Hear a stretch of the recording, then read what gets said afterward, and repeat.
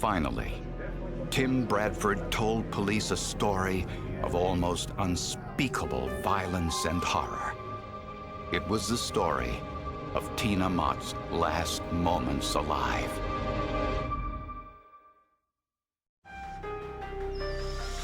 When DNA testing concluded that the Linden Lake skull was that of Tina Mott, police confronted her live-in boyfriend, Tim Bradford, with the forensic evidence against him.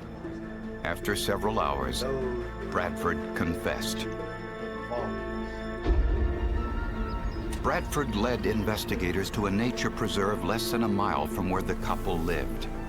And in the deep brush were Tina's bones, scattered throughout the area.